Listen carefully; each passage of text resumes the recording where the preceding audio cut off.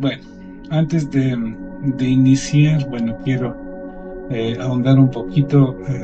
Supongo que la pastora Jackie les dio el discipulado el día de ayer, por cuanto yo estuve tenía que hacer algunas gestiones. Igualmente, no me podré conectar con ustedes el día de mañana en la oración. Estoy atendiendo cuestiones referentes, a cuestiones. Y quiero ahondar un poquito dentro de lo que la pastora se enfocó en el Salmo 53. Perdoncito, espérenme, déjame un ratito. Salmo 51, pastor. Perdón, 51, sí, 51. Mil disculpas. Entonces vamos a enfocar esto y de ahí entramos netamente a lo que es la clase. Bueno, tenemos tres versículos que nos fomentan nuestra nuestro trabajo en relación de ser cristianos, de llevar la palabra. Y vamos a enfocarnos en el 51:13, que nos dice: entonces enseñaré. Y tomen en cuenta esto, y esto que sea un rema. Cierta manera, el Salmo 51 tiene que ser un rema en nuestro corazón para todos, porque esta oración es muy especial en relación de levantarnos como hermanos, de levantarnos cuando caemos. Entonces el Salmo 51:13 nos enfoca y tenemos que tenerlo en conciencia lo que dice la palabra de Dios. Entonces le enseñaré a los transgresores. Bueno, en cierta manera, el hecho de transgresores en el sentido del dialecto hebreo, transgresor, estamos hablando pecador o en cierta manera que no está guiado en la ley de Dios. Y en el sentido nuestro, que no nos regimos tanto a la ley, sino a la misericordia de Jesucristo. Entonces, obviamente nos ubica y nos dice: entonces le enseñaré a los pecadores, a los impíos, como se podría decir, tus caminos. O sea, es mi obligación, es el imperativo que dice que voy a enseñar. Y es una condición que tengo en mi corazón después de haber padecido, después de haber topado fondo y de que Dios nos levanta, como se dice, desde el barro, que estuvimos cara al barro. Entonces nos levanta, y una de las cosas como gratitud que nos queda es enseñar a los pecadores o a los o a las personas que no están alineadas tus caminos, ¿ya? Y los pecadores, aquí nos ratifica, se convertirán a ti. Entonces es parte de nuestro legado en lo que nos dice este versículo. Y si nos enfocamos en el 51:16, para que usted, mi querida pastora, ya que tome en cuenta para el día de mañana, ¿sí? Porque no quieres sacrificio, que yo lo daría, no quieres holocausto, y esto hace referencia a que Dios no quiere sacrificios de parte nuestro, solo nuestra obediencia, solo nuestra sabiduría en relación de tomar decisiones, de hacer netamente alusión a nuestro trabajo como testimonio vivo en relación de llevar la palabra al norte y al sur. Y como ustedes saben, si están ustedes en el proceso de entrenamiento para llevar la palabra a todo mundo, para empezar nuestra labor pastoral, que es lo mejor que nos puede dar Dios esa oportunidad. En el 17, igualmente, que va enlazado con el 16, los sacrificios de Dios son el espíritu quebrantado, ¿sí? O sea, la obediencia, la humillación, la humildad, al corazón contrito y humillado no despreciarás tú, oh Dios. O sea, obviamente hace alusión que solo con un corazón contrito y humillado estaremos en la presencia del Señor. Amén. ¿Sí? ¿Estamos hasta ahí? Entonces esa es nuestra obligación, que Dios nos lleva a dar cumplimiento. Amén. ¿Ya? Entonces, ahora sí. Entonces, vámonos a lo que vamos a empezar esta noche. ¿Eh? Estamos netamente en la clase 4, que es la historia de la Biblia. Bueno, y hagamos un antecedente que hemos analizado, que hemos visto y hemos entendido, ¿no? Que todos los elementos del Antiguo Testamento de se los aprobaron dentro de dos concilios, el concilio de Alejandría y el de Jamnia. El de Alejandría, que hizo una recopilación de todos los libros del Antiguo Testamento, incluidos los que se les denominan como deuterocanónicos, y aquí viene una contradicción en relación de este sentido, que lo pusieron los mesiánicos y los hebreos, que ellos aprobaron 47 libros, que son los libros que nosotros tenemos en la Biblia evangélica. ¿Sí? Que se los aprobó en el concilio de Jamnia. Porque hay una contradicción en este punto. Alejandría fue un concilio hecho 200 años antes de Cristo, de donde salen los libros de la Septuaginta. ¿Por qué Septuaginta? Porque se reunieron 70 sabios para formalizar y aprobar este canon. Es un canon del Antiguo Testamento, ¿ya? Y 90 años después de Cristo, se aprobó el concilio de Jamnia, ¿sí? Que netamente desechan todos los libros deuterocanónicos, que en cierta manera los deuterocanónicos significan aprobados en el segundo plan, es el segundo canon, pero aquí nos podemos ver por el tiempo de aprobación, que Alejandría fue el primer canon. Entonces los judíos, que en cierta manera son de la estirpe farisea, de los fariseos, aprobaron los 47 libros que nosotros utilizamos dentro de la versión evangélica, ¿ya? De donde se descarta Baruch, Judith, Primera de Macabeos, Segunda de Macabeos, Eclesiástico o Libro de la Sabiduría, y no recuerdo otro más, si es que me pueden hacer acuerdo. Andresito me estaba preguntando si Eclesiástico es deuterocanónico. Sí es deuterocanónico, no es apócrifo. Lamentablemente, la mentalidad cerrada de nosotros como evangélicos nos hace proclamar a estos libros apócrifos, y estamos totalmente equivocados. En tal situación tenemos que dar el respeto que fueron aprobados en el primer canon del Antiguo Testamento. Y los mesiánicos y hebreos fariseos lo denominan deuterocanónico, como que fueron aprobados en un segundo canon.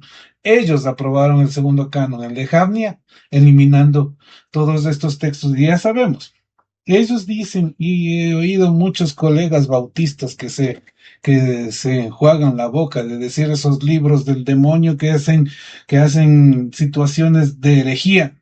Si vamos a herejías, si vamos a herejías y analizamos uno de los libros más fuertes que tiene el Antiguo Testamento, específicamente el libro de los jueces, que dan cosas más horrendas que supuestamente los libros deuterocanónicos, este libro no debería haber entrado en el canon, ¿sí? De acuerdo a lo que plantean estos fariseos de la revelación de Dios, de la situación que se alinea dentro del concilio de la ley en relación de la Tanaj, como ellos lo dicen. Entonces, estos fariseos mandaron estos libros, y es la famosa Tanaj que hasta la fecha utilizan ellos. Entonces, estamos hablando de que ellos fueron los que eliminaron, y no por revelación y no por autoría. Estamos hablando, por ejemplo, un libro Baruch. Baruch fue escrito por el escriba de Jeremías. Baruch fue escriba de Jeremías.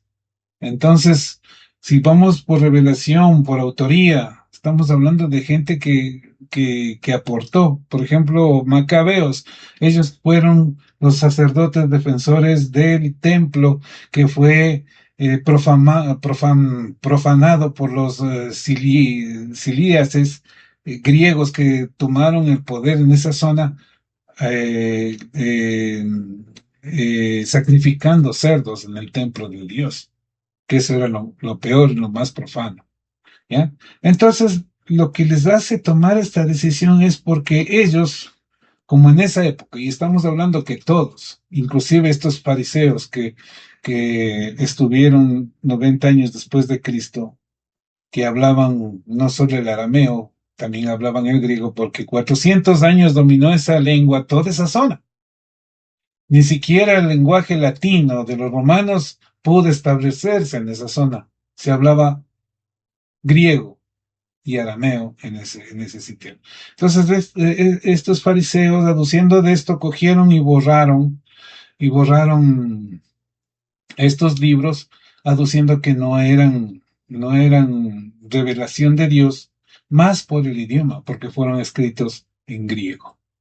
Amén. Hasta ahí, ¿algún recordatorio? ¿Alguna pregunta que necesiten? ¿Alguien? Estamos bien. Ok. Si Amén. tienen alguna duda, por favor, consulten. ¿Ya?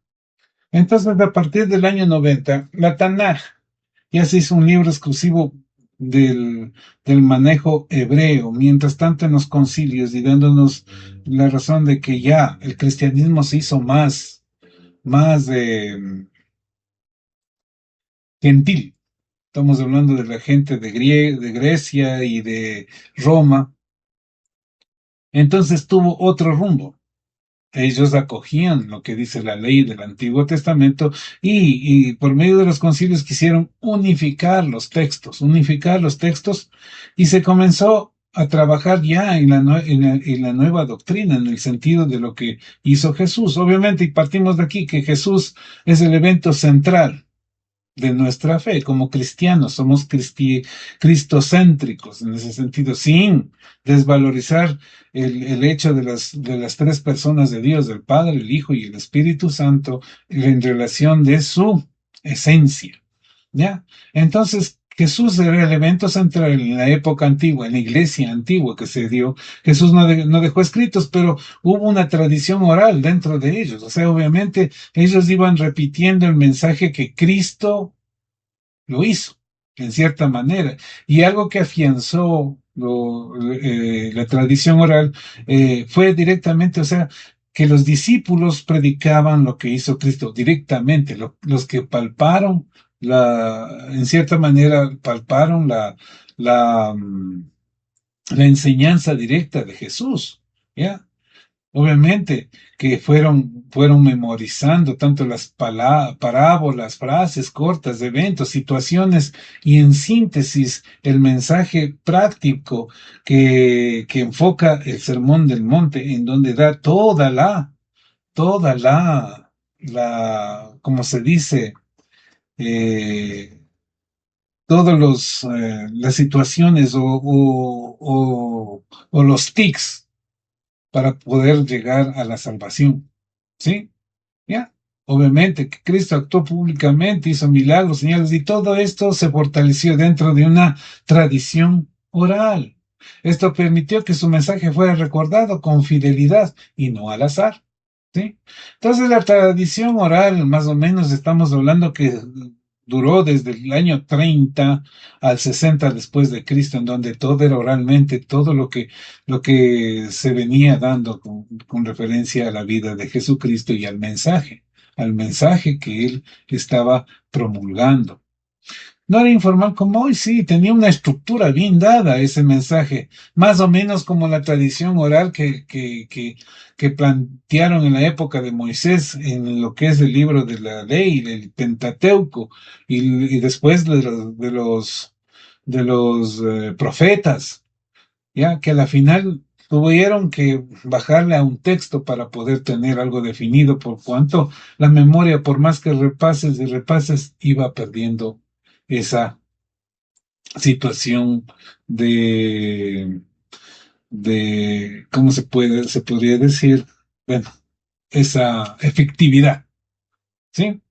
Entonces los discípulos repetían las enseñanzas de Jesús de forma constante, existían comunidades que corregían errores, obviamente, en relación a lo que hablaban, habían testigos vivos que validaban lo que se decía. Estaba viendo un documental recién nomás en YouTube que hablaban en relación de los libros que le damos más referencia a los libros helénicos como la Ilíada, como Platón, como Aristóteles, le damos más referencia, más validez que al mismo texto bíblico, entendiendo, ya recito, ya te doy la palabra, entendiendo de que esos libros vienen de copias de años y siglos que pasaron de la época de su existencia.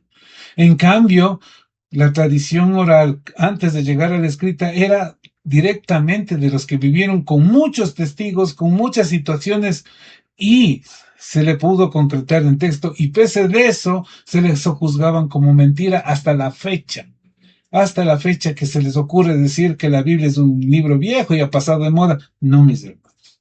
Es el libro más concreto, que le damos más validez a los libros filosóficos, a Platón, a la República. Hay gente que le da más valor a la República, que tiene, claro, muchos buenos conceptos, conceptualizaciones filosóficas en relación del dualismo, que a veces hasta el cristianismo se agarró de estos puntos y no le damos el valor que tienen a los textos bíblicos, específicamente del Nuevo Testamento. Sí, Andresito. Pastor, no sé si nos podría escribir cuál es ese documental en lo que he estado viendo.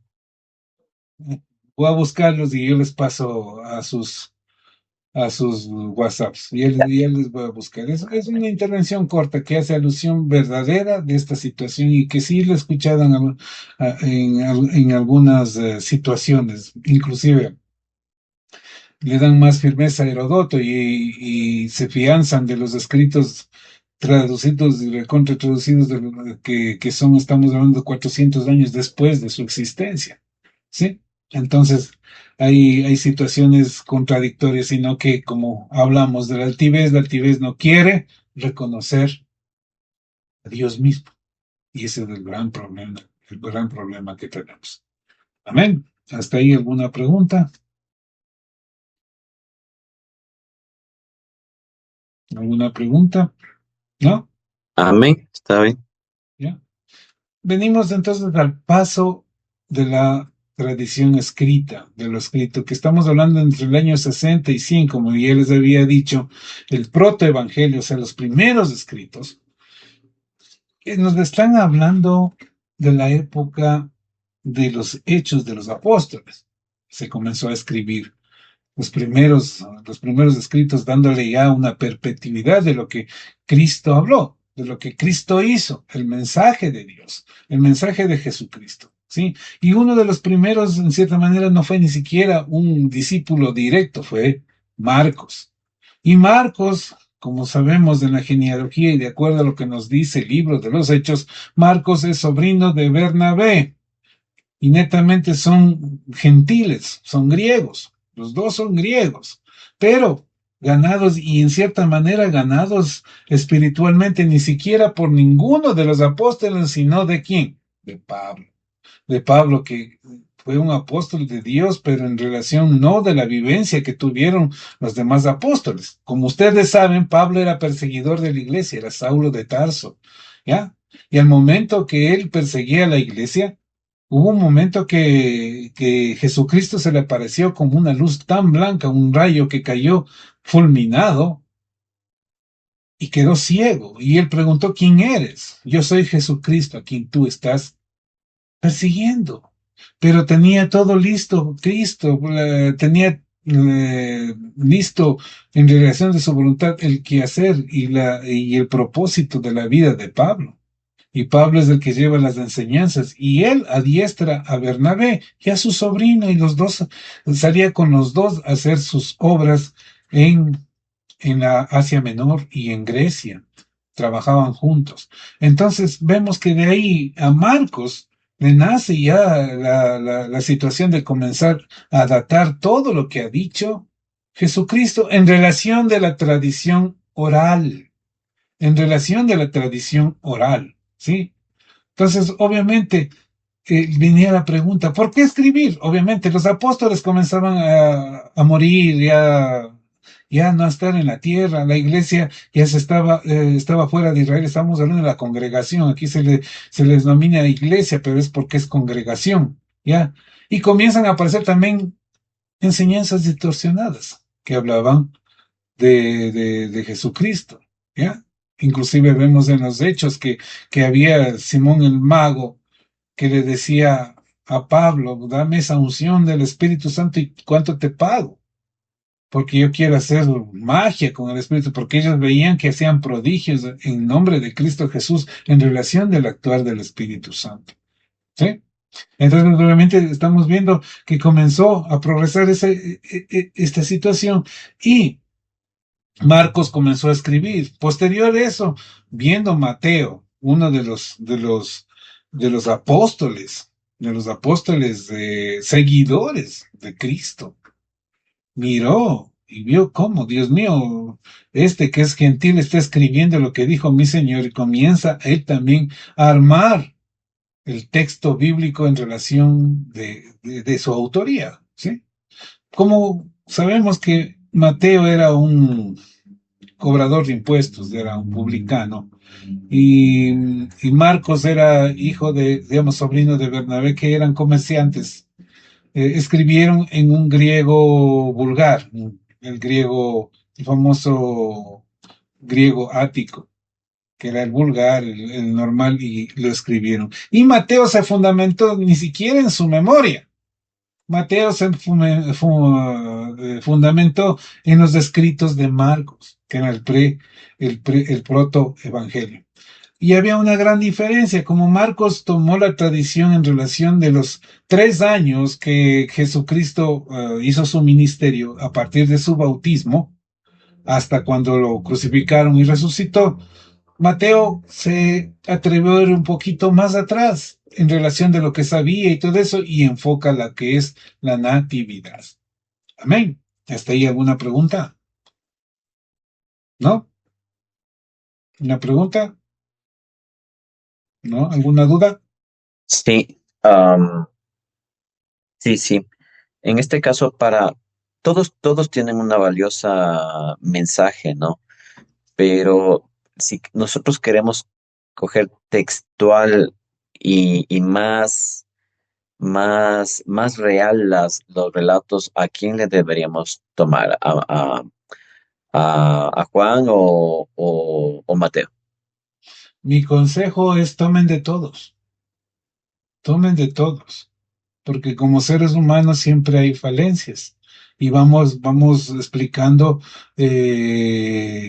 o sea, lo más importante del Nuevo Testamento y de la Biblia, diría yo, son los 4 evangelios que enfocan la vida de Jesucristo. Entonces, haciendo alusión a lo que digo, ya cuando Mateo tiene definido su texto como Evangelio de Mateo y Marcos tiene su protoevangelio, ¿sí? Lucas, que era otro gentil, me parece que era de Amén. Filipos, y era médico. Pero esto es lo que nos da una situación de la veracidad de la vida de Cristo. O sea, Lucas, cuando hablamos en el camino a Emmaus, que es el único que enfoca esa situación porque él era el que estaba viviendo eso, ¿sí? Él vivió ese camino de Emmaus. Él era un simple seguidor y era un médico y solo se guiaba en relación de lo que es científico y lógico. Por eso hace alusión en Lucas 1:1 y en Hechos 1:1, porque Hechos es escrito por Lucas, ¿sí? Hace la alusión de que él está haciendo una investigación, un análisis, buscando los datos más fehacibles y la veracidad completa, ¿sí? Y le dedica a ti, oh, mi amado, ¿cómo lo dice? ¿Quién me corrige? Yo no me acuerdo. ¿Mm? Mi amado. Escribe a Teófilo. Teófilo. Ya.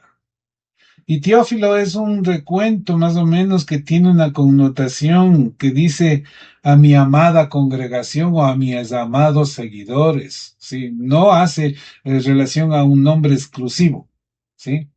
Entonces, obviamente, Lucas da la esencia científica dentro de lo que son los, evangelios y hace un estudio, pero minucioso en relación de lo que dice, o sea, va preguntando a cada uno. Obviamente que también se fundamenta en Marcos y en Mateo. Sí, por eso es que a veces hay situaciones que se contradicen. Por decir, cuando vamos donde el Gadareno, ya, uno de los evangelios enfoca que eran dos locos y uno se dice que enfoca que era un loco. Me parece que hay una diferencia entre Lucas y Mateo en ese sentido. El de Mateo hace un enfoque vivencial de que fue uno en relación de que él vivió esa circunstancia. Y Lucas hace una narración en relación de lo que le han contado o lo que ha investigado. Amén.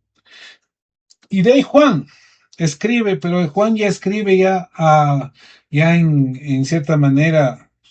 Hay muchos teólogos y estudiosos que Juan escribió su evangelio ya mucho después, que había terminado inclusive el Apocalipsis y las cartas de Juan. Había comenzado a enfocarse todo lo que es el mensaje de Cristo, pero tenía una memoria tan lúcida que hace referencia en Juan, que estábamos viendo en Juan 21, ¿no? Que hace cuenta de que si se narrara todos los hechos y todos los dichos que dijo Jesucristo, no habría libro que se pueda llenar en el mundo de tantas situaciones que él decía. Y se enfocó netamente dentro de lo que es el amor de Dios. Amén. Y aquí podemos analizar que el Evangelio de Marcos se basado en la predicación de Pedro, netamente porque seguían a los apóstoles de Pedro y de Pablo. Enfatiza la acción, Jesús como siervo. Se fundamenta en los hechos de Jesús, vivencias y milagros. Hace el enfoque Marcos. De ahí el Evangelio de Mateo está dirigido netamente a los judíos, porque él era judío y él tenía la percepción en cierta manera de que los judíos eran elegidos de Dios y que Cristo vino por los judíos. Amén. Y les hago una pregunta. ¿Quién hace el enfoque en manera consistente y tangible del arrebatamiento? Cuéntenme, ustedes que dominan la Biblia. ¿Mm? Juan, pastor. Juan,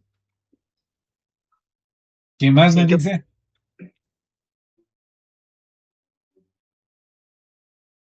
Yo también digo Juan. Les cuento. El que habla del arrebatamiento, de cierta manera, bueno, Pablo lo menciona. Pablo lo menciona un poco en Segunda de Corintios y en Filipenses, me parece. Hace la referencia sobre el arrebatamiento. Pero el único que enfoca el arrebatamiento en sí, tangiblemente, y es un capítulo entero, estamos hablando de Mateo. Mateo en el capítulo 24, si hacemos un estudio, está todo lo que habla sobre el arrebatamiento y sobre los días posteros, dichos directamente. ¿Por quién? Por Jesús. Por Jesús. Y ahí viene la buena interpretación en relación de cómo será el arrebatamiento, que muchos colegas se contradicen, ¿no? Cuando ya estudiamos un poquito el Apocalipsis y netamente este capítulo escatológico en relación de que seremos arrebatados, ¿sí? Muchos dicen y predican, dice, es que Diosito, porque yo soy bueno, porque he sido un buen pastor, he tenido la mejor grey, voy a ser arrebatado antes de la tribulación. Y cuando leemos Mateo 24, entendemos que seremos arrebatados dentro de la tribulación, o sea, cuando las papas queman. ¿Sí? Así que no tenemos como se puede decir, ninguna corona para que digan, bueno, el Andresito como es buena gente va a ser arrebatado antes de que comience a padecer la tribulación. No. Según Mateo, enfoca directamente de lo que dijo Jesucristo, que en plena tribulación, en pleno sufrimiento, Dios vendrá a arrebatar a sus elegidos. Amén. ¿Hasta ahí algún reclamo? Lamentablemente no ha venido el Freddy que es el que googlea para preguntar. ¿Sí? ¿Alguna pregunta? No te escucho, Andresito. No se te escucha, Andresito.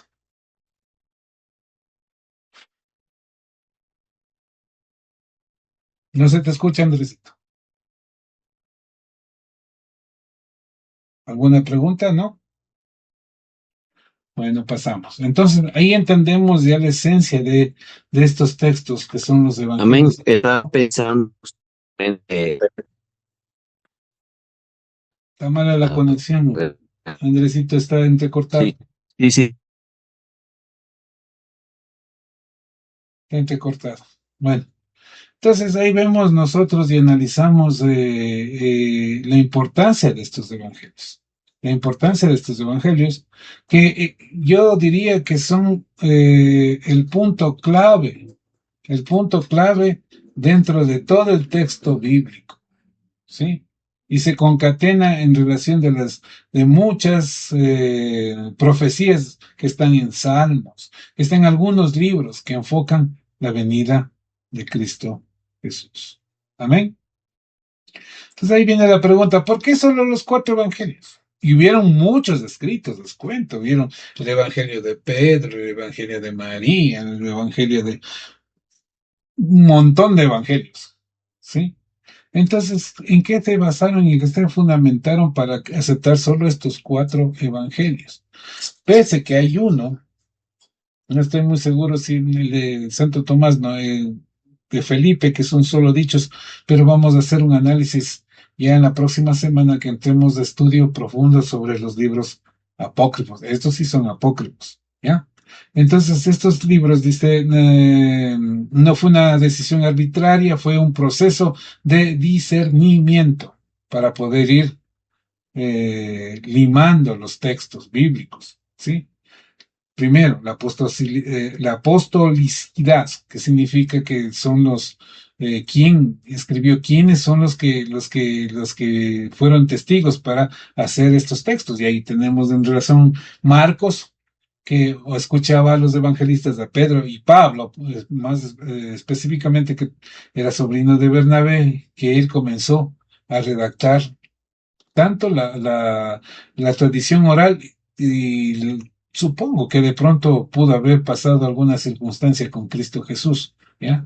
Mateo, que fue un evangelista, que fue un apóstol directo de Jesucristo, Juan, apóstol directo de Jesucristo, y Lucas, que hizo la gran investigación. Obviamente que todos eran seguidores. Como vemos, Lucas era un seguidor y relata todo el evento del camino de Maús, que es el único que se enfoca en ese evangelio. En los demás evangelios no vemos el camino de Maús, ¿sí?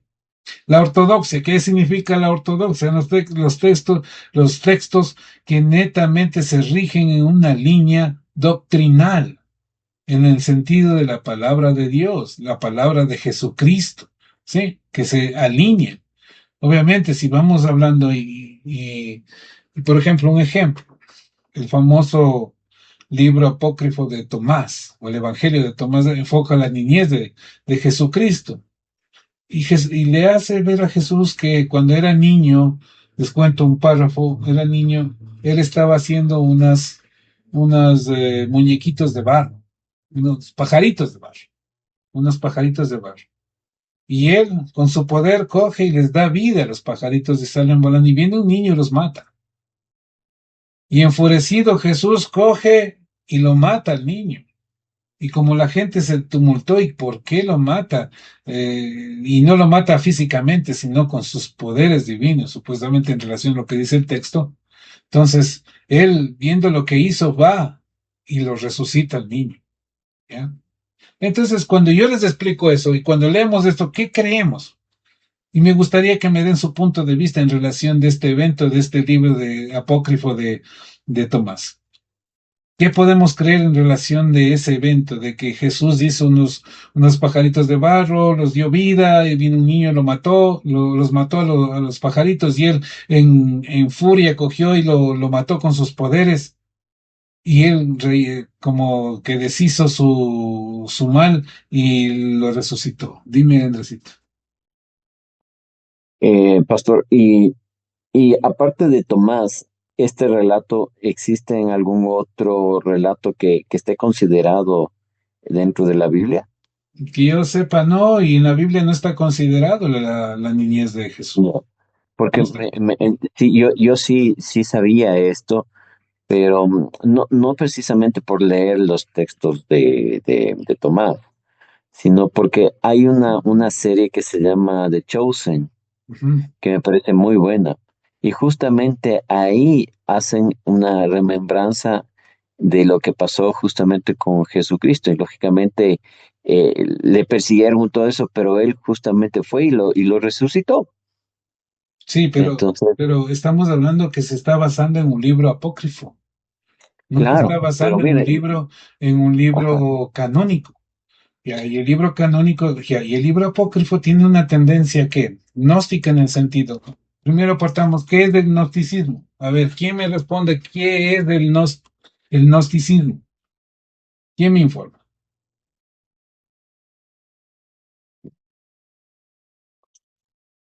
¿Quién me informa? ¿Qué es el gnosticismo? Una persona que cree en todo. Puede ser. ¿Alguien Ujú. más? ¿Alguien más? Porque hay mucha Tal gente vez que que las cosas a todo le dan sentido. puede ser. ¿Alguien más? Porque hay mucha gente que se jacta. Yo me jactaba cuando era medio ignorantón, cuando era muchacho. Y yo soy agnóstico. Me jactaba. Y no sabía ni siquiera lo que significa ser agnóstico, ¿no? O gnóstico. pastor, Obviamente, se está en este caso que es gnóstico o que es agnóstico, entonces ahí me confundo. agnóstico es lo mismo que gnóstico. Sí, o sea, el agnosticismo. Estamos hablando que viene de lo gnóstico, ¿ya? ¿Qué significa esto? A ver, respondamos una pregunta por acá. Jorgito, buenas noches, ¿cómo estés? Bienvenido. Entonces, el gnóstico, el gnosticismo hace referencia al conocimiento. Gnóstico significa conocimiento, agnóstico que busca el conocimiento, ¿ya? Entonces, hace referencia de todo tipo de conocimiento y ahí viene el problema, que todo conocimiento se repercute en relación de lo que es sacro, o sea, lo que estamos hablando, Cristo, Jesús, y le da repercusiones de cierta manera en tendencia lógica, científica, etcétera, etcétera, etcétera, y muchas cosas y muchas herejías se basaban en ese sentido. Una de las herejías como sabemos, del arrianismo, en donde hacían referencia de que Jesús, en relación de la palabra, que Jesús mismo reconoce que es el Hijo y que el Padre allana lo que dice el Padre, pero no hace alusión a lo que dice Juan 1:1. Entonces, ¿qué le dice? Entonces Jesús no tiene el nivel de Dios. Jesús no es Dios. Y por eso ellos son testigos de quién, de Jehová, inclusive hasta de la palabra, de la traducción mal hecha, ¿no? Por lo menos deberían llamarse testigos de Yahvé, si es que quieren hacer alusión al nombre de Dios. Y como ustedes bien saben, Jesucristo vino acá a darle nombre a Dios. ¿Y cuál dice? Refiéranse a Dios como el Padre, el Padre. Entonces ya es indiferente llamarle Jehová, Yahvé, eh, cualquier nombre, porque Jesucristo vino acá y dijo, refiéranse a Dios como el Padre, porque Él es su Padre. Ya. Entonces, el gnosticismo trata de desviar ese asunto y buscar atajos a la redención, ¿sí? Y parte del gnosticismo tenemos lo que es la ley de la atracción, ¿sí? Que muchos practican, que el Angelito practica, que Luchito practica, ¿qué dice el principio de la ley de atracción? Enfócate en lo que quieres, piensa en lo que quieres y ya hazlo que es eso que tú quieres, hazlo como tuyo, como que ya lo disfrutas, ¿ya? Y da gracias. El principio de la atracción. ¿A quién doy gracias? Sí, y se deriva de la palabra de Dios que dice en la fe, que tengas fe como que ya lo tienes en tu corazón. ¿Ya? Y se basan el principio de la atracción, que bien es un principio del hermetismo, que el hermetismo estamos hablando de ¿qué? De brujería. ¿Sí? Son libros tenaces de entender, en donde ya te llevan a hacer pactos. Ahí haces pactos. Por eso es que en el verdadero cristianismo, y mil disculpas mis colegas de la prosperidad, no es lícito hacer pactos con Dios. No tenemos el nivel para hacer pactos con Él. Cuando dices, yo voy a hacer pacto, hagamos un pacto en nombre de Cristo Jesús. No, no, mis hermanos, hagamos eso. No, es hasta blasfémico en el sentido de hacer pactos. No, no estamos al nivel de Dios. ¿Cuál es el hecho de hacer? Hágase tu voluntad, Padre. Amén. Y confío en ti y creo en ti y me entrego a ti, porque sé que tú vas a hacer tu buena obra, porque tu voluntad es buena, perfecta y agradable. Amén. ¿Algún reclamo al parecer?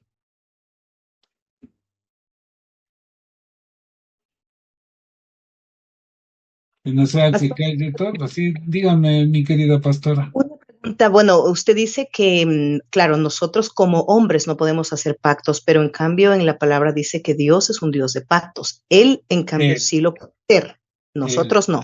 Eso hay que él, aclarar. Ajá. él. Pero nosotros no podemos declarar porque no sabemos. Él hace el pacto y él dice, y él llega y dice, confía en mí, Ujú. Él sí. haz lo que tengo que hacer, dice, y eso dice en la palabra.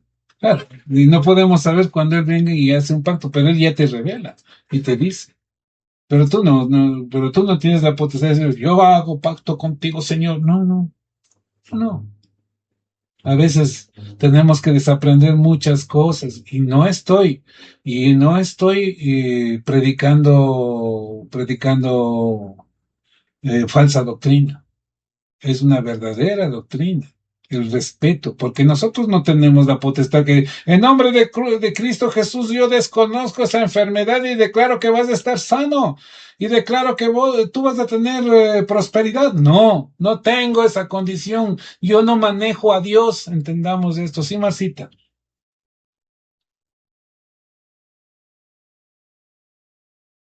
¿Me escuchamos, Marcita? Ya, lo que pasa es que a veces no sé apagar prender ¿cómo es el parlante? Verá, pastor, para mí sí hay pactos. La sangre del pacto es la del Señor Jesucristo. Pero de Y Dios gracias hacia a la nosotros. Pero de pero Dios hacia escuche, por favor, nosotros. pastor, Es- eso, eso pastor, tenemos que entender. Sí, perdón, quiero aclararle, Marcita. De Dios a nosotros, no de nosotros a Él. Sí, sí. pero es que nosotros nos podemos acoger al pacto de Él, es que es Nos lógico. Es acogemos, más, sí. somos beneficiados. Pastor, somos beneficiados por el pacto bendito que hizo el Señor Jesucristo.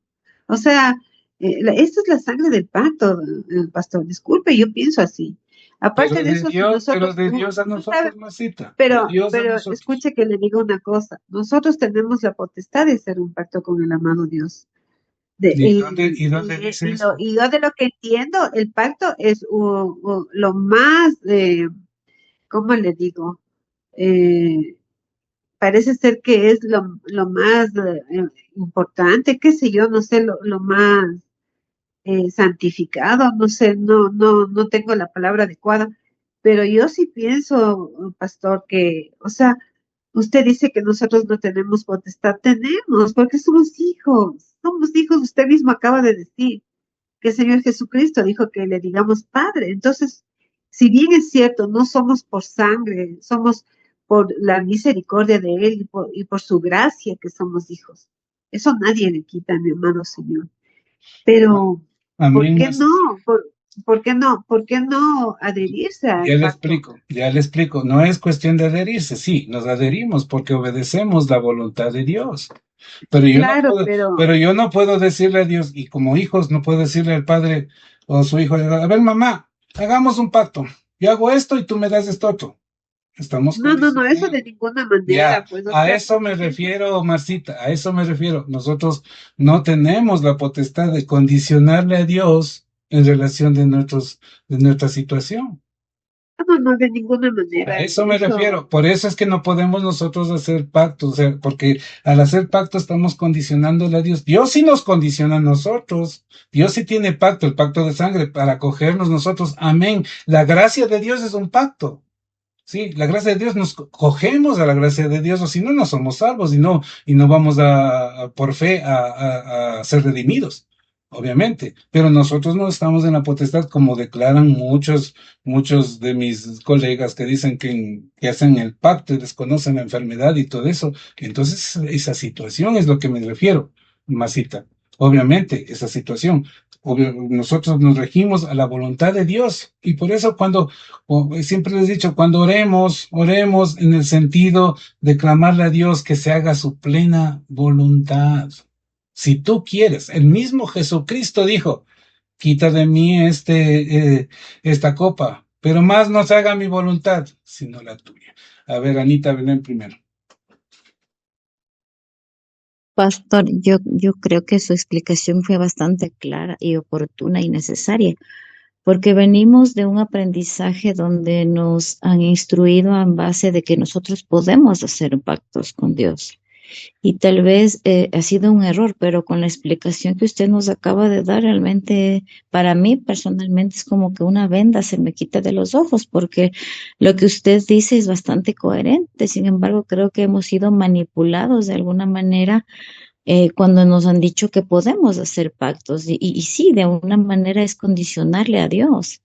Y eso no es correcto. De mi parte, pastor, yo le agradezco por esta enseñanza porque yo creía otra cosa, pero con sus como está O sea, bastante claro.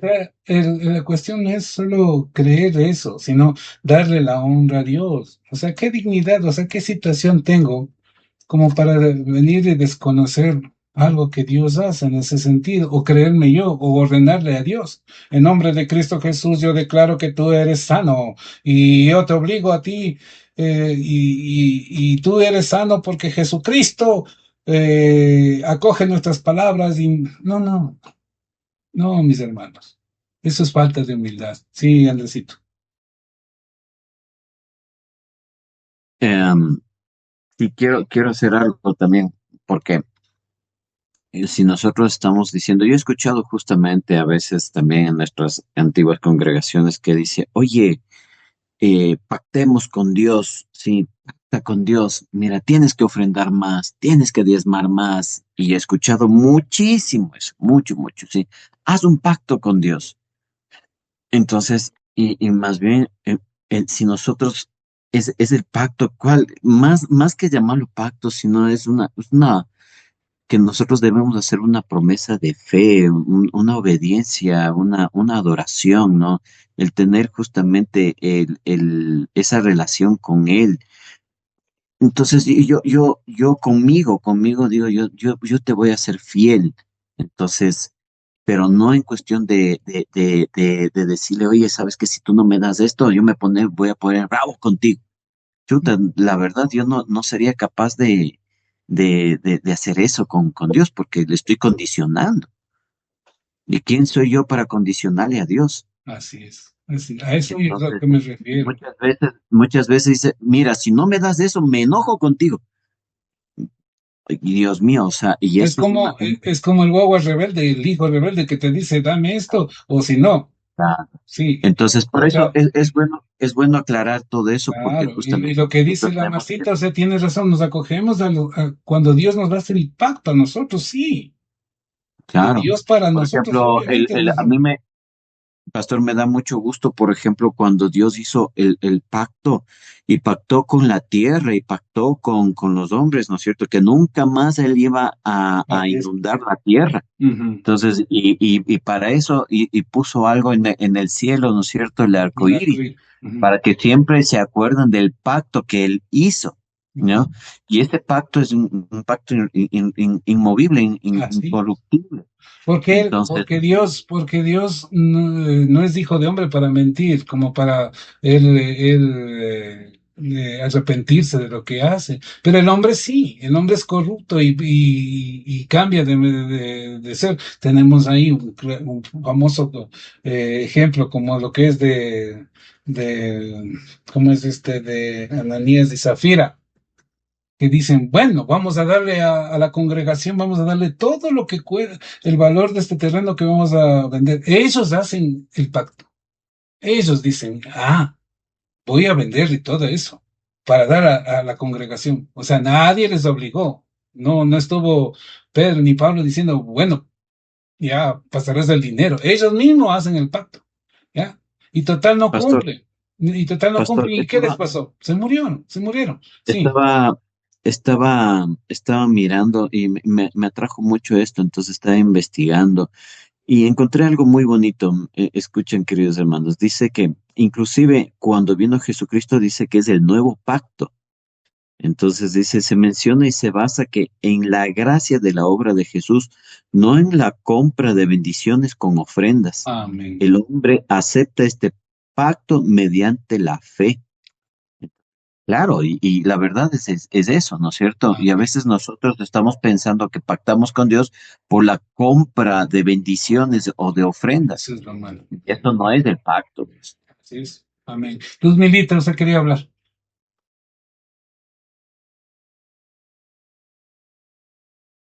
Luz Milita, o sea que Amén, amén. Sí, sí. Nosotros estamos aquí también. Nosotros estamos aquí también de acuerdo porque, bueno, sí, definitivamente de Dios vienen los pactos, como el pacto matrimonial, por ejemplo. También tenemos en Deuteronomio 7:9 que dice, por tanto, reconoce que el Señor, tu Dios, es el único Dios, el Dios fiel, que cumple su pacto por 1000 generaciones y muestra su fiel amor a quienes lo aman y obedecen sus mandamientos. Efectivamente, sí, estoy de acuerdo con eso, que los pactos únicamente los puede pactar Dios.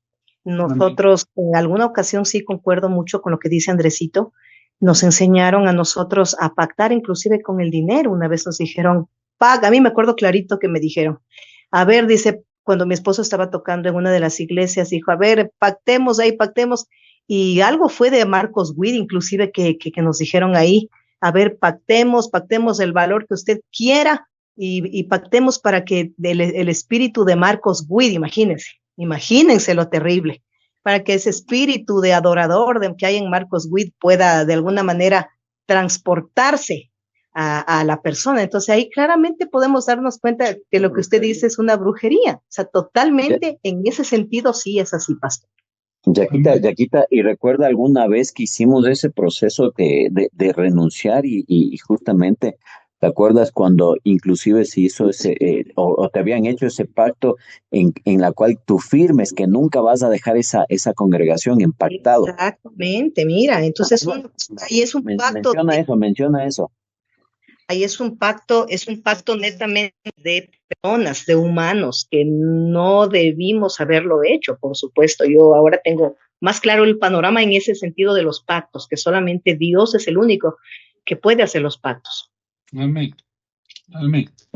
Amén. Y en realidad, o sea, eso debemos de entender, mis hermanos. O sea, darnos el lugar en el sentido de humildad ante Dios.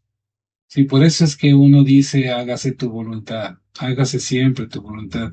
No, no la mía. Porque la mía, como seres humanos, somos seres. Por eso dice el dicho que lanza el piedrazo el que esté libre de pecado. Todos somos pecadores, somos imperfectos. No puedo hablar, chuta. Yo soy el pastor y como pastor, Andresito, tienes que respetar lo que soy. Tengo 1 millón de defectos, mis hermanos. Tengo 1 millón de defectos. ¿Sí? Y todos somos defectuosos, pero en relación de nuestros defectos, Dios se va glorificando en relación de nuestro corazón, como la prédica que dimos el día domingo en relación de lo que era David, su corazón, ¿sí? Y que decía la palabra de Dios, un corazón imperfecto en manos de un Dios perfecto, ¿sí? Pero Dios es lo que quiere, la sinceridad, la integridad de nuestro corazón para hacer las cosas, para bendecirnos y todo. Y obviamente no hace falta ni siquiera que digamos que nos bendiga. Nos bendice. Es tan bueno. Dios es bueno. Dios es amor en ese sentido. Y gracias al Señor que nos bendice, que nos lleva por la vía correcta. pero no somos tan, ¿cómo decir? No somos cristianos, pero imbatibles. Siempre estaremos cayendo. Siempre. Por eso dije, como va a dar la yaquita el día de mañana, el Salmo 51, que sea nuestro rema para cuando caigamos, levantarnos de nuevo. No que sea una licencia para pecar, pero sí, porque como dice la palabra de Dios, no se crean firmes, porque hay que se cree firme, porque puede caer a la vuelta de la esquina. Sí, mis hermanos. Entonces, en relación de esta situación, vemos cómo se ha ido evolucionando. Entonces, parte de esto es esa doctrina, esa línea dentro de lo que maneja Jesucristo, dentro del Sermón del Monte, que ahí está la clave, la clave conceptual de ser un buen cristiano, de ser un buen cristiano. No jactándonos con nuestra boca, sino que hacer las cosas de ser testimonios vivos. Sí, yo también me jactaba y todo eso, no con eso quiere decir que soy santo, santo. Tengo mis errores, soy ser humano, somos seres humanos y por seres humanos tropezamos y caemos. Amén. Entonces, el uso universal que afianzan como testimonio para que estos libros han sido los únicos leídos en muchas congregaciones cristianas, ¿ya? Y la antigüedad, obviamente. Si estamos hablando de cuál es el libro más antiguo en relación de los textos encontrados, de los papiros, es el papiro del protoevangelio de Marcos. Y hay un papiro que se lo descubrieron ahí en las cuevas del Qumran. Y aquí están la mayoría de textos en donde los papiros están escritos en arameo. Y luego los mesoretas, que hemos de entender quiénes son cuando entremos a estudiar, si Dios nos da vida y salud de hebreo, vamos a entrar a entender lo que le tradujeron del hebreo al griego. Y del griego se confirmó el Evangelio de Marcos. Y Mateo tomó de ese Evangelio y se fue promulgando. Amén. ¿Hasta ahí alguna pregunta? Amén, está bien, pastor. Aquí hay una situación que estaba consultando de que los cuatro evangelios no se los eligieron por bonitos, sino porque eran fieles a lo que Cristo dijo en su palabra. Amén.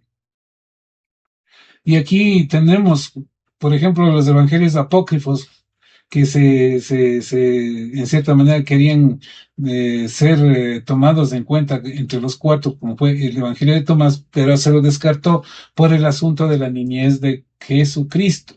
Y cuando estábamos que nos desviamos un poquito, ¿qué es lo que nos hace entender que es un libro hasta cierto punto herético? Porque hace ver una humanidad de Jesucristo en su niñez imperfecta, como la humanidad de cualquier ser humano en una reacción abrupta de llegar hasta quitar la vida a un ser vivo. ¿Ya? Entonces, obviamente no se le puede dar el trasfondo de un evangelio. Sí, Andresito. Amén, pastor. Pero tomándolo en consideración, justamente es importante también poder saber y conocer estos evangelios, ¿no? Porque le hacen ver también a Jesucristo que justamente él cumplió, ¿no? Vino 100% hombre y también es 100% Dios. Pero hay una ¿Ok? cosa ahí, ese es el principio gnóstico, ¿ya? Pero hay una cosa ahí. El hecho de que sea 100% hombre, el hecho de que sea 100% Dios no implica que sea 100% pecador, porque Claro, sabemos que Dios. Cristo Ajá. Jesús fue inmaculado en el sentido de no ser cero pecado, pese de ser esencia humana, ¿ya? Ujú. Entonces, por esa Y razón, entendemos por eso que no le teológicamente y tomara haciendo un análisis teológico, no apologético, ¿sí? Sino teológico, en relación de que por qué Jesucristo no fue concebido por hombre, sino por el Espíritu Santo. Porque en los genes del pecado del hombre estaba ahí. Al momento que se une un hombre con una mujer, tiene un ser humano que tiene las mismas debilidades que otro ser humano. Entonces fue concebido por el Espíritu Santo genéticamente, por eso es 100% hombre, 100% Dios, y no implica que iba a estar el pecado. Obviamente que tuvo las tentaciones, sí, pero el hecho de tener tentaciones no implica de ser pecador. Y todos nosotros tendremos tentaciones en el lapso de nuestra vida, pero eso no implica que estamos pecando. El hecho de que caigamos en la tentación es el hecho que nos llevó al pecado. Por esa razón, entonces, partiendo de ahí, si es que lo hacemos efímeramente, que 100% hombre, claro, obviamente tuvo la debilidad, pero en este caso, la debilidad les llevó a cometer un asesinato, ¿no es cierto? Y ese es pecado. Y Cristo Jesús es cero pecados, es el único santo dentro de todos los hombres, ¿no es cierto? Entonces nos limita ese haciendo un análisis de ese escrito, de que no es canónico, sino es gnóstico en relación del conocimiento. Entonces tú tuviste de ahí un pensamiento gnóstico en el sentido, sí, o sea, es que como Jesús es 100% hombre, pudo haber pecado, sí, pero él no pecó. Es la gran diferencia. Él jamás pecó, ni de niño ni de hombre. Es 0% pecado. Tenemos el de Judas y el de Felipe, otros evangelios que en cierta manera ya haremos un análisis de lo que dicen, y ustedes mismos sacar la conclusión de que son libros que se salen del canon. Amén. ¿Hasta ahí algún reclamo?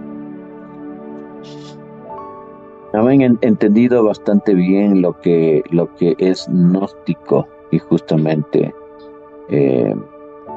lo que estamos hablando también en los evangelios. Ajá, entendí. Sí, y los escritos que son muy tarde, por lo general los gnósticos son escritos en el año 2, en el siglo II, en el siglo III, o sea, son libros que son acondicionados en relación de pensamientos y todo. Y acá tenemos el sentido de que el libro de Marcos tenía 60 años después de Cristo, como se dice vulgarmente. Pastor, un acápite ahí, por ejemplo, cuando le escribí y realmente primera vez en mi vida que yo había leído el tema del libro de la sabiduría, ¿no? O sea, el tema del eclesiástico. Entonces sería muy, muy importante también poder conocer también todo esto, porque realmente... ¿Y qué te pareció qué te pareció el libro? O sea, todavía no me leo todo, pero la parte que le leí... Es confrontador. Ay, no, tenaz. Entonces, eso a mí me volvió muchísimo. Por eso inmediatamente... A los fariseos de la Tanaj, obviamente les estaba confrontando. O sea, en cierta manera no les valía publicar dentro de la Tanaj esos libros porque les confrontaba, pero totalmente, ¿ya? Y se lo pasó dentro de lo que es la Septuaginta, que a la final se transformó en la famosa Vulgata, luego de los concilios consiguientes. Amén. Continuamos. Entonces ahí vino ya la formación del canon. Y esta formación del canon, ya se aprobaron algunos textos, y estaban las cartas de Pablo, las cartas de Pedro, las cartas de Juan, y las que conocemos. Y se basaron netamente que hubo un canon aprobado, el de Muratori. Consulten en el internet el canon de Muratori, y ahí estaban aprobados los 4 evangelios, el libro de los Hechos, algunas cartas paulinas, algunas cartas de Pedro y de Juan. No se lo tomaba en cuenta el Apocalipsis ni a Santiago. Decían que eran libros heréticos, que no se alineaban por su dureza. Si estamos leyendo Apocalipsis, nos causa un poco de pavor en el corazón, en el sentido de su dureza, pero es un libro hecho de amor puro en relación de lo que Cristo quiere hacer con nosotros. Ya hemos de hacer un análisis de ese libro. Entonces no lo tomaban en eso, pero en los concilios, especialmente en los de Hipona y los de Cartago, se llegaron a conciliar los 27 libros restantes, que a la final en en la versión evangélica, ¿cuántos libros sería en total, mi querida Soñita? Pastor Pablito, en total serían 66 libros. 66 libros, o 64. ¿66 o 64? 27 más 60. 47, 64. 64. A ver, ¿quién googlea? 64 o 66. 66 libros, pastor. Amén. Perfecto. Ya. Entonces, estamos hablando de 66 libros, que son los libros que nosotros leemos. Y los libros de la Iglesia Católica estamos hablando de 74. 73. ¿Ya? Y si nos vamos a la Etíope, estamos hablando de 78. Amén. Y ahí todo el mundo me ha de preguntar, ¿y qué hacemos nosotros con la Biblia etíope? ¿Qué hacemos con la Biblia católica? Son textos aprobados y canonizados dentro de la tradición de cada cultura, ¿sí?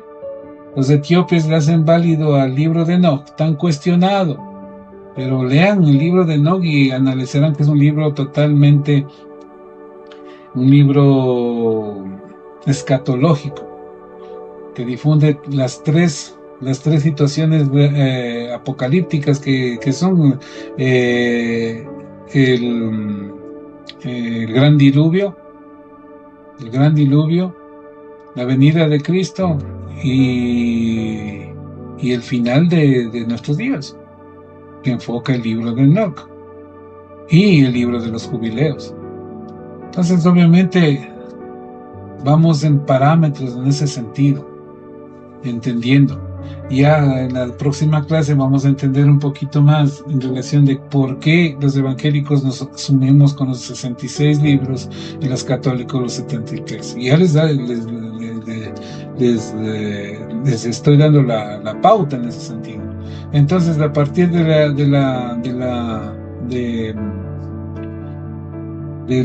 la aprobación de estos 27 libros, se creó la famosa Vulgata, que era el libro bíblico que se leía hasta la época de Martín Lutero. Partamos que Martín Lutero no hizo ningún cambio, ni Calvino ni Arminio no cambiaron nada, seguían leyendo la Vulgata. Obviamente que Lutero cogió y tradujo la Vulgata al idioma alemán, porque esto venía solo en latín, solo se escribía la Vulgata o la Biblia en latín. Y Martín Lutero se dio el trabajo de traducirle al alemán para que todos los alemanes lean la palabra, y comenzó ahí el movimiento protestante, que se regían y predicaban en relación de lo que dice la Biblia completa. Y aquí no estamos hablando de los 66 libros, estamos hablando de los 73. Amén. Y Andresito, dime.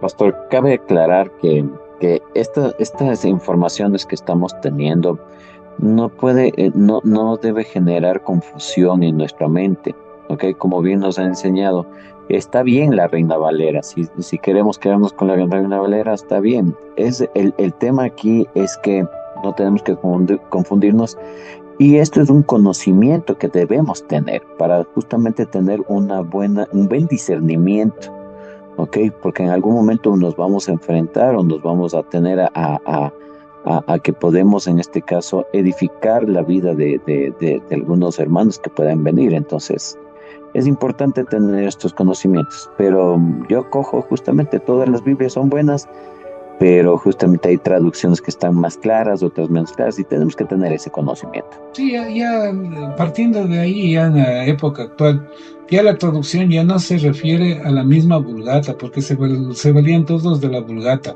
¿sí? Que era el único libro. Ya las traducciones van directamente del lenguaje antiguo al lenguaje actual, tanto en inglés, en español, en todos los idiomas, y ya se hace un trabajo exegético e interpretativo, que es otra cosa que ya llegaremos a entender, lo que es una exégesis, una hermenéutica en relación de lo que nos da el mensaje. El problema que la Vulgata y todos sus textos están evaluados en un lenguaje que se hace referencia al contexto antiguo. Y cuando hacemos referencia al contexto antiguo, le sacamos de contexto acá y ese texto cuando leemos textualmente, nos comienza a llevar a situaciones religiosas en el sentido de no aceptar muchas cosas. Una de las cosas, que no deben haber mujeres pastoras. ¿Ya? Una de las cosas principales, en donde todos tenemos la oportunidad de expresar, predicar o dirigir un movimiento eclesial. ¿Sí? ¿Estamos hasta ahí? ¿Alguna pregunta antes de terminar? Me gustaría que participemos todos. ¿Sí? Por favor. Amén, está entendido. ¿Alguien más que quiera participar? Participemos, demos puntos de vista, por favor.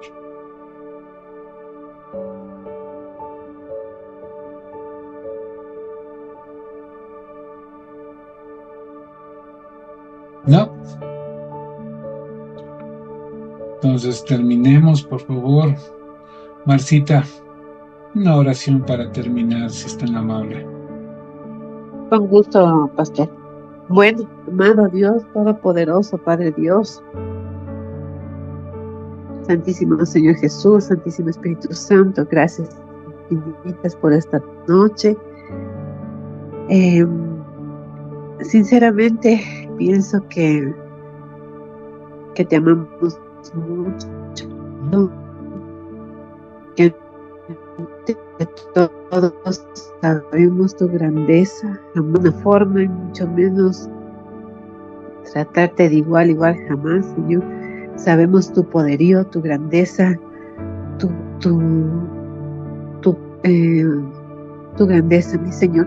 No podríamos nunca faltarte al respeto por ninguna forma. Te amamos, te veneramos, te ensalzamos, Señor, mi Dios. Gracias por esta noche, Padre amado.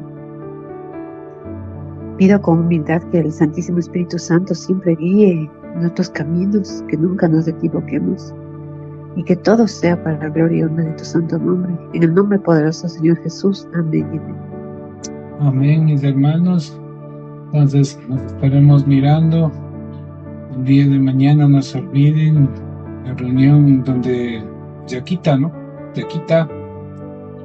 Sí, pastor. Mañana 7:30 de la noche les espero en mi casita y en la madrugada 4 de la mañana les estaré timbrando para nuestro encuentro con nuestro Padre. Bueno, mañana no les va a poder acompañar. Les oren mucho y lloren mucho por mí, mis hermanos. Amén, amén, pastor. Así lo haremos. Gracias. Entonces, que Dios me los bendiga muchísimo. Estaremos en contacto y no se descuiden hacer sus devocionales. Amén. Que Dios me los bendiga mucho y estaremos conversando. Amén, pastor. Dios les bendiga. Bendiciones, hermanos. Gracias, hermanos. Que Dios les Descansen bendiga. hasta mañana. Gracias por todo. Bendiciones. Bendiciones con todo. Amén. Bendiciones.